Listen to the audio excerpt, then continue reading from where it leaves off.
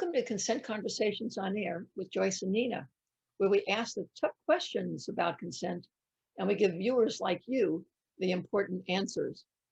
In future episodes, we'll be having interesting guests who shed light on why defining consent in our laws is critical, the steps that we're taking to correct penal codes across the US and around the world, and will provide opportunities for everyone to speak their truth.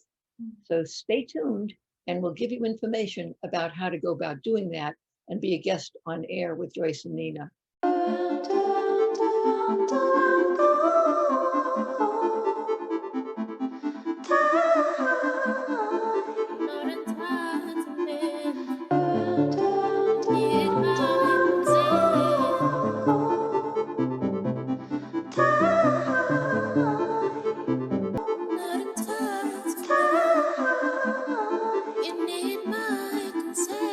If you like what you see, please hit the like button, share and subscribe to our channel, and smash the notification bell so you don't miss a thing.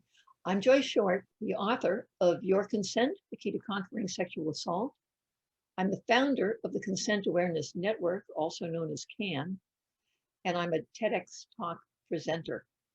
I'm joined by Nina Lucas, who's the Chief of Staff for CAN and our head consent outreach ambassador in Pennsylvania. So welcome, Nina.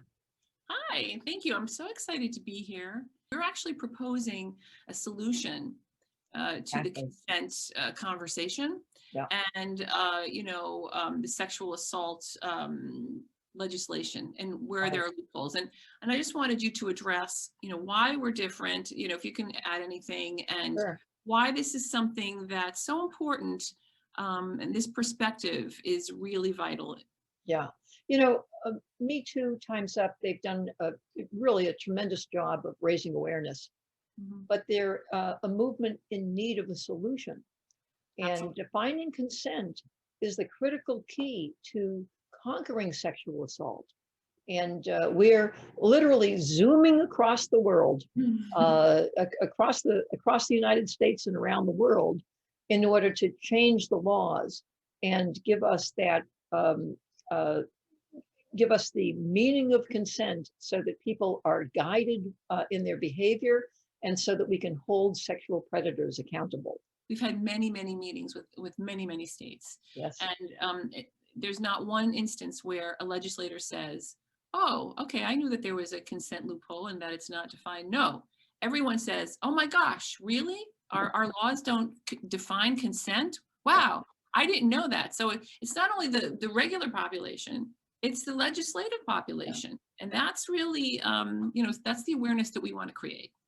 We need to take a two-pronged effort. Part of it is getting the definition for consent out to society. And it's not difficult, it's not rocket science. It's freely given, knowledgeable and informed agreement. We need people to understand that. We also need to get our legislators to understand it, and our legislators, who are lawmakers, to do what it takes to actually create new laws and define consent in our laws. So Absolutely. I think that a lot of what we want to do here is create awareness. That even though consent is discussed, it's, parried back and forth, people are, up in arms about consent and talking about it. To educate them that there is no definition of consent in our laws and statutes.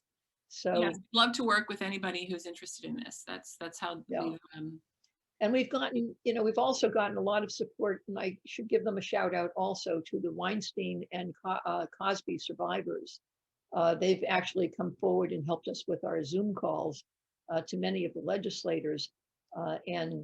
So, we're just really appreciative of the efforts that they've made on our behalf. But let's get down to today's business.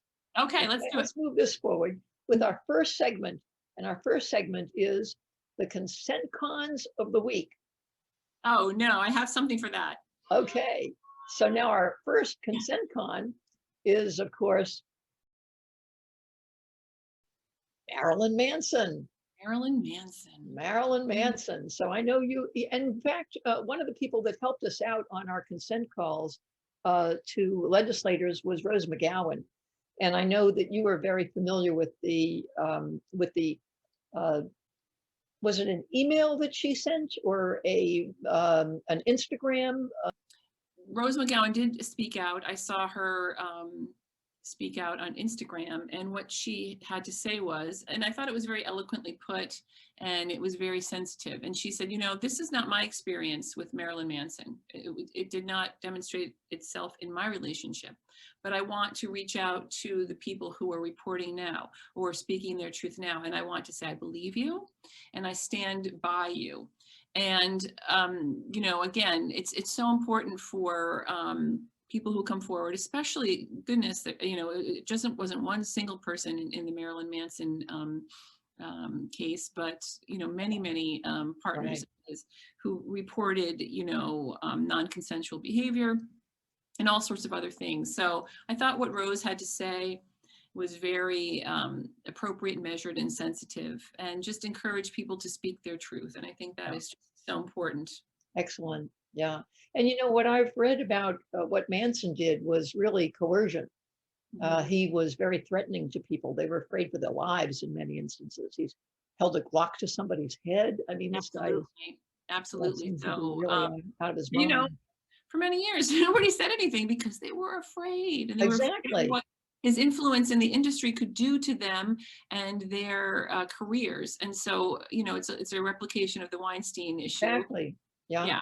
And people think that, you know, Donna Rotuno in the Weinstein case, his defense attorney spent days trying to pull the victims apart that came forward, just based on the fact that, you know, she called that agreement when they were coerced, because she did not really recognize or understand, or the laws don't recognize or understand, that just because you say yes doesn't mean that you are consenting.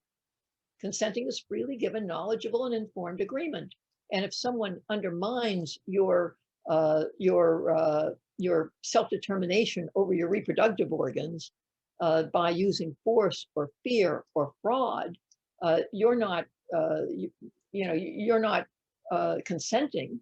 You're either assenting, you're acquiescing, but you're not consenting because you're not freely giving knowledgeable and informed agreement. Right, the 3 types of agreement. And I hope that we'll address that in an episode going forward, to delineate the differences between that, because that's essential in understanding what we're talking about here. Absolutely. Yeah. So now the next person that we're going to cover in this week's Consent Cons is Jason Collier. Jason Collier. Oh my Lord, what this guy does. Oh my goodness. The fact that he's a police chief, give me a break. But just, you know, for those who haven't been watching, I think everybody in Texas has eyes on Jason Collier, but maybe not outside of Texas. So he basically gave people an annulment decree, and in order to pretend that he was single and available. And in fact, he's still very much married, or he was until she found out about this and finally divorced the son of a gun. Well, yeah, file for divorce. And now he's been charged with a felony offense that you know, that he used a government document as a means to defraud people. But what's really interesting about that has to do with what fraud is, and also, you know, because you have to be harmed, or there has to be an intent to harm. But if you're not defining, you know, if you're not defining sexual assault by fraud in Texas, and they're not, then what's the harm? So I want to real quickly go through what fraud is, because we have another segment here where we're going to actually use a sense of what fraud is. So I've got my phone here, and I want to show people how easy it is. I got to find first should have done this and set that up, but God forbid. Okay, I want to show people how easy it is for people to understand what fraud is. Okay, so I'm going to see how quickly I can get this message over to people. Hey, Joyce. So here's consent. You deceive. You know that you are deceiving. You expect the victim to believe your deceit. They do believe your deceit, and they experience harm as a result of that belief. So. Wow, under 15 seconds. Oh, it was, but it's 1658. Okay, it took me a couple of seconds to turn it around. Let's say 15 under 15 seconds. seconds. It was pretty straightforward. And I also want to just say, you know, a lot of people say, or a lot of legal professionals say, lawyers or legislators say, fraud is so hard to understand. And so, you know, it's so nuanced and, you know, but I disagree, as, you know, as is evidenced by what you just said. And then also, like I said previously, any kid on the playground knows what fraud is. Yes, they do. They know if they trick somebody, and they're responsible for, you know, for the fact that they tricked somebody. Absolutely. And so, yes, they do. So, you know, it's interesting that this happened in Texas, because we have a consent outreach. We have actually two very active consent outreach ambassadors in Texas. One of them is Eve Wiley, who's going to be with us next week. In fact, I was just talking to her about an hour ago. And she's going to be on a BBC show. They're going to do, I think, a documentary on Eve's case. Wow, I know her case went around the world. It was covered by all kinds of news outlets. It just got so much press, and rightly so. And she was actually the result of artificial insemination by fraud. And she was able to successfully get swapping sperm as a sexual assault in the state of Texas. And the other person that's going to be on with us next week is Liz Wiley. And Liz has tried to get the same law in Indiana. Hold on a second. You said Liz Wiley. Oops. I'm sorry, Liz White. I know. I was like, okay, well, you know, they're very, I'm glad I caught that. Yes, thank you very much. Okay. So yeah, Liz White is going to be with us also. And we're going to compare what's going on in Texas versus what's going on in Indiana.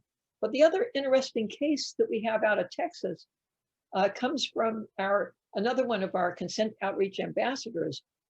And this fellow actually gave her a divorce decree, raised seal and all, signed by a judge. So now she went to the precinct, and the precinct told her, well, that's not a crime in Texas.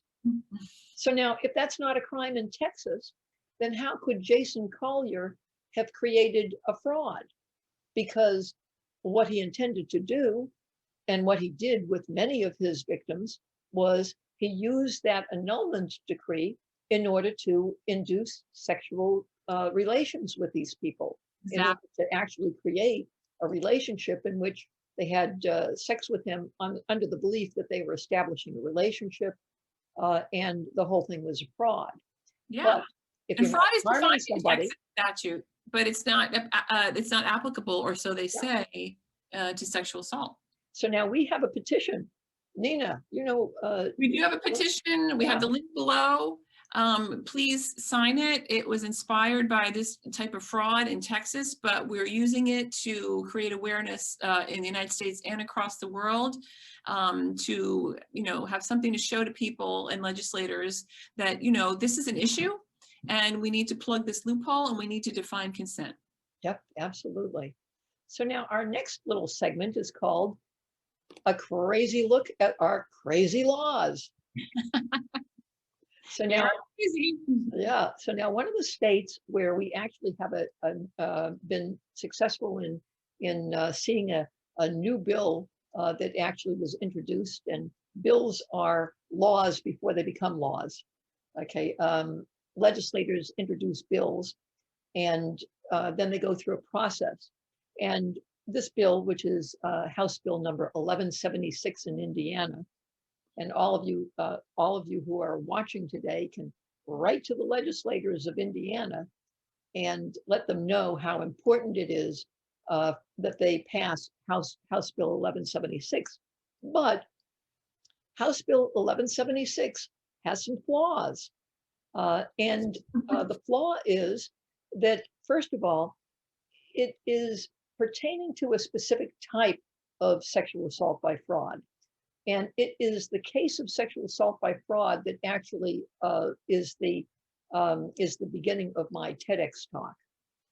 So Donald Grant Ward tricked a young woman into having sex with him. They were both students at Purdue University, and they were in a Purdue University dormitory. The dorm room belonged to the girl's boyfriend, and the boyfriend had climbed up into the bunk bed, and she fell asleep in his embrace.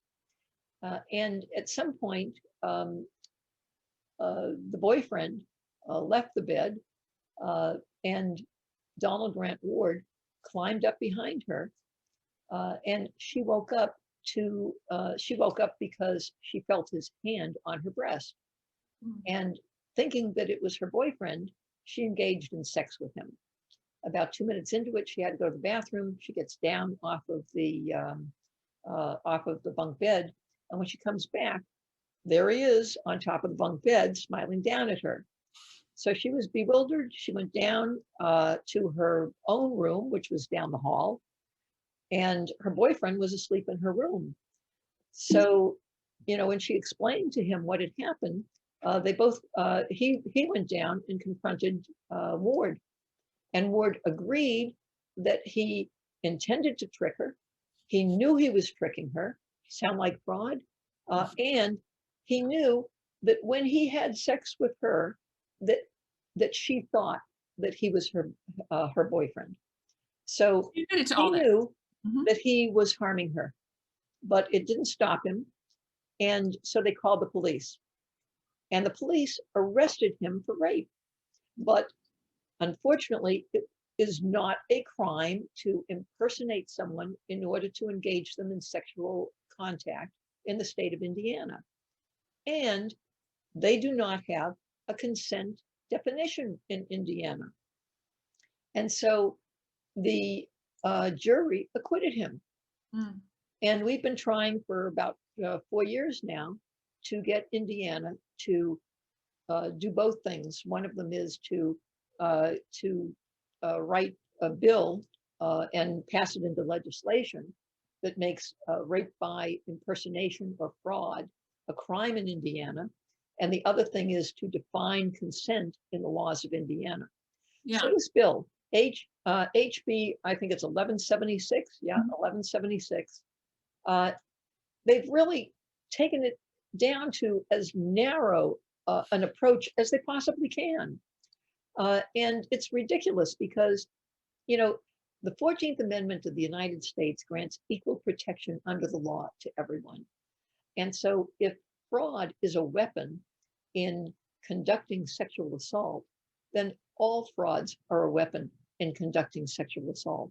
Exactly. And if we define consent properly as freely given, knowledgeable, and informed agreement, then we cover all types of sexual assault. And if they write the bill so that all fraud is a sexual assault when used in sexual contact, then we would cover that particular, we would plug up that particular legal loophole.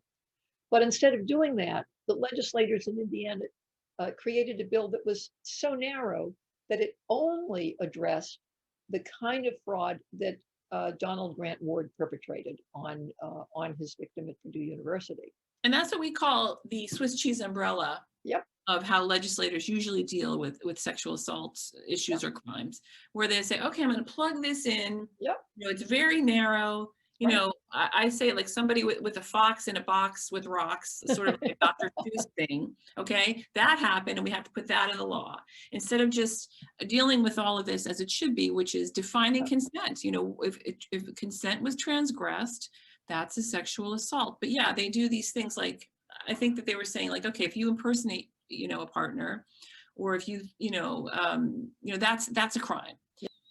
Courtney Curtis from IPAC, which is the Prosecutors Association in Indiana, spoke up at the hearing on the bill that was introduced. And it was really kind of, I found a couple of peculiarities in what she had to say, real oddities. One of them was that Indiana has disparate treatment from courtroom to courtroom. So here she was arguing against defining consent in the laws of Indiana, but she's telling you exactly why Indiana desperately needs this law. Right, because disparate treatment is exactly what is contrary to the 14th Amendment of the United States, which grants us all equal protections under the law. Right, because So, each courtroom has to figure out on their own what they think consent is. exactly, and And it's not going to be the same. yeah, and it's not the same, and it's also not correct a lot of the time. Most of the time when they kind of define it on their own, it's not what consent is. Yeah, and the other thing that she brought up is that she thought that fraud was a very, very difficult, in not broadening the concept of the law to cover fraud in dealing with sexual assault and rather narrowly confining it. Her justification was that jurors will never understand what fraud is. Excuse me. They understand what fraud is if your oil rights are stolen in Texas, or if your cattle is stolen, right? If you're a client of if you're a client of Bernie Madoff, yeah, or exactly. if you buy a lemon car, the lemon laws protect you when you see the odometer is 11,000 and it's really 111,000. There you go. You're backed up with that kind of fraud. Exactly, and it took me less than 15 seconds, right, to explain to everybody what fraud is. I'm sure that a judge can manage in 15 to carve out 15 seconds in a 3-week trial, right, to explain to the jury what fraud is. Absolutely. So it just, such a ridiculous, and the other flaw in this law, what they consider in determining whether or not consent took place are the words and conduct of the victim. Now, the words and the conduct of the victim, if they're forced or they're in fear or they're defrauded into agreeing, that's not consent. That's not freely given, knowledgeable, and informed agreement. And the offender knows whether they've used force, fear, or fraud. Now, in every other crime, it's what the offender does that makes conduct a crime. But in sexual assault, because of laws like this that say the words and conduct or the words and actions, depending on which state you're in, are what determined whether or not consent took place, that's putting the responsibility on the shoulders of the victim and taking that responsibility off of the shoulders of the defendant. Correct. That is classic victim blaming. Yes. And I was really delighted that the judge that I spoke to in New York a couple of nights ago, he was like amazed that concept. He said, I just never really recognized that. And this is really so tremendously important, for people to understand, because it's what influences the decision that determines whether or not consent takes place. Absolutely. And not whether you say yes, whether you nod your head or you say yes, or if you're drugged or intoxicated and you're saying yes. No, that is not consent. That's something I'd like to address in a further episode. Absolutely. One of the things that we're seeing everywhere on social media is hashtag yes means yes. Yeah. And no, unfortunately, sorry. Because there are situations of coercion, fraud, artifice, concealment, deception, duress, and no, yes doesn't always mean yes. So we really have to talk about how that hashtag is very harmful and that belief is very harmful. Yes, it is. And it's interesting when this bill, okay, there's like 6 different steps that the bill has to go through before it becomes law. And this was the first step for the bill. So we're going to, get writing to the legislators in Indiana, and I hope people will look at our post on consentawareness.net and look at the posts that we make regarding the bill in Indiana, and start writing to these legislators so that they know that people are watching and what we expect for them to do in order to clarify this in Indiana's laws. But one of the legislators, a fellow named John Young, was the one and only dissenting vote. And he was dissenting because in his eyes, what happened with the Donald Ward case that didn't register with him as a valid reason, for us not to, for us to really have to define this clearly. And he thought, oh, our laws are just fine. We don't have to He define. actually said that. I was watching, Yeah. and his statement was something along the lines of, I've looked at our laws and I don't find any deficiencies in our sexual assault laws. I mean, and here is this state where, again, it got international attention, that incident at Purdue University in his own state. I don't know what rock he's been under, but I found that astonishing. Yeah, we'll have Eve and Liz and possibly the consent outreach ambassador from Texas that had the divorce decree stuck in her face when she went to the police, and she'll tell you all about what happened when she went to the precinct. Happens so much in our next episode. So Nina, can you tell our guests what they need to know in order to reach us? Sure. You can reach us on our website at www.consentawareness.net. And there's all kinds of information on there that will, illuminate things further. There's a great TEDx talk that Joyce gave. We have a cartoon for kids that delineates the 3 types of agreement and talks about consent. And I would, even encourage grown-ups, adults, to watch it, because it really is illuminating, and it's 7 minutes long, but it's just something that will educate you. We have blog posts. We have ways that you can contact us if you want to be a consent outreach ambassador and assist us in contacting and getting in touch with perhaps a meeting with legislators in your state. And so we've got so many. Your state can be next with your help. This is absolutely a human rights issue. And this is also, it's very apparent in human trafficking crisis that we're having across the globe as well. The whole issue of consent, and it has to be understood and it must be defined. Absolutely. So please share a link with all your friends and followers, because that's one way that we can rip off society's consent blinders and make the world a safer place. So from Nina and I, thank you for watching, and we'll see you next time. Thank you. Now. See you soon.